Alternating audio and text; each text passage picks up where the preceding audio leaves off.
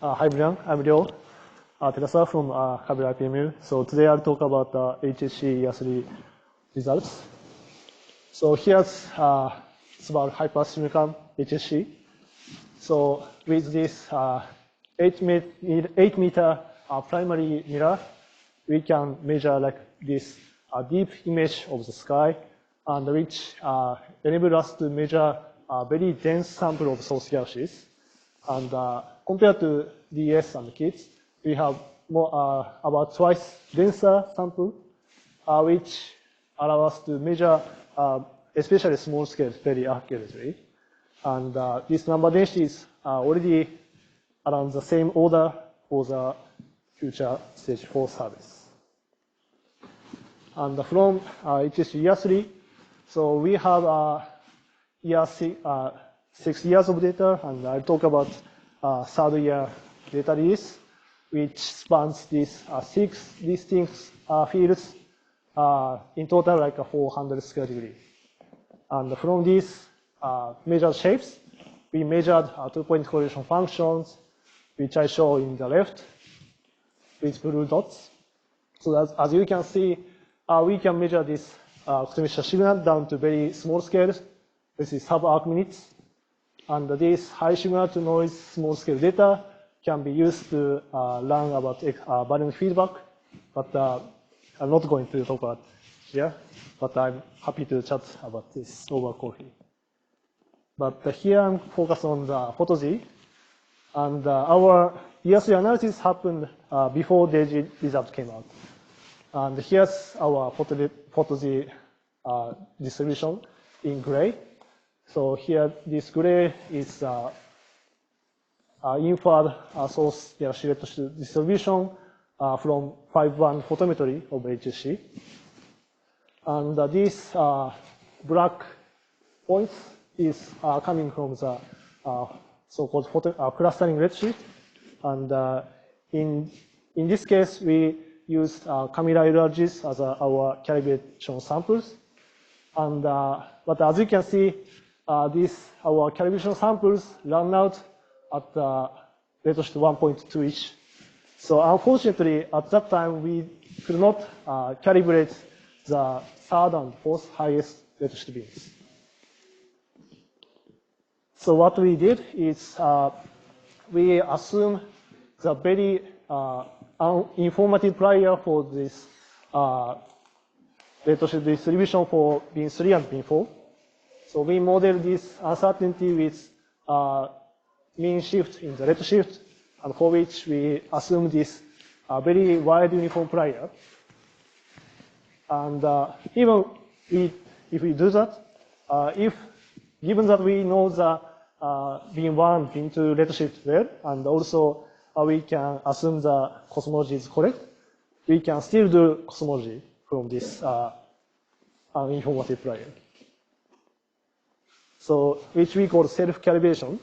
So on the left-hand side is how that works. A very schematic view, but let's see. So I'm showing the amplitude of the cosmic signal from beam 1 to beam 4. So beam 4 is most farthest one, so amplitude should be higher. And we have very calibrated redshift for beam 1 and beam 2. So we can use this as anchor of our analysis. So given this amplitude from beam 1 and beam 2, and assuming lambda CDM, let's say here I'm showing lambda CDM is kind of linear line. And what we found is actually measured amplitude is a bit higher than this plain lambda CDM prediction for beam 3 and beam 4, and which we absorb this deficiency with this shift in the redshift, mean redshift. And but we also have like a cross correlation between beam 1 and beam 3 and so on. So even if we marginalize over this wide prior, we still get the information from beam 3 and beam 4 too.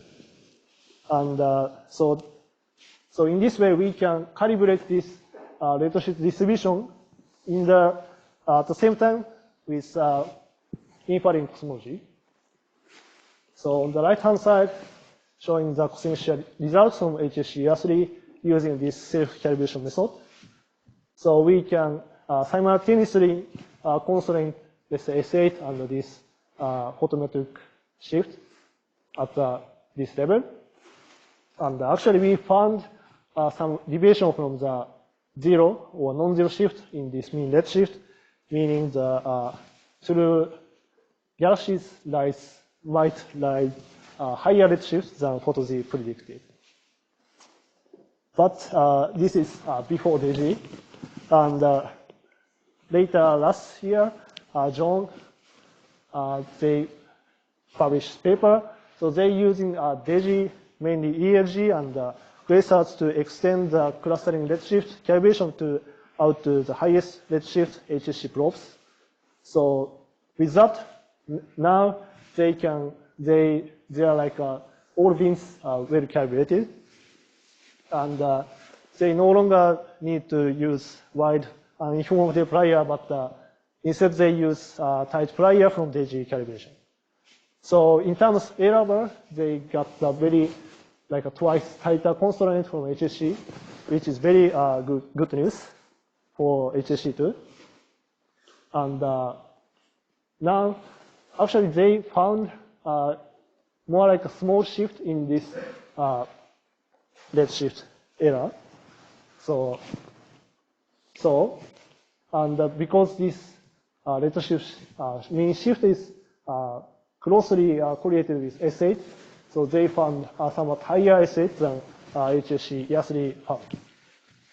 Okay, so one could argue this is just a statistical fluctuation, and we HSC are sort of just unlucky to get this somewhat biased result. But if I were to like speculate this, attribute this to a physical model, maybe this kind of beyond lambda CDM growth model could explain this shift. So I consider this, let's say, orange line like redshift dependent suppression in linear power spectrum, and yes. So, and especially using CMB lensing and HSC combination, we can probe this history of, let's say, suppression entirely. So, and here is the results from the joint analysis of HSC-Y3 from Shear and CMB. And if we let's see, this beta is our parameters for suppression, and the positive beta means suppression somehow. And we have found this beta to be positive at the 2 sigma level. And here I'm showing the sigma 8 as a function of redshift obtained from our posterior, divided by some Planck-like fiducial lambda CDM values. So what we found is maybe the linear growth is somewhat suppressed at the low redshift. And if I overplot the in yellow DG galaxy clustering and in purple, as we seen earlier, DG LRG cross CMB lensing, they also show some similar suppression at the low redshift.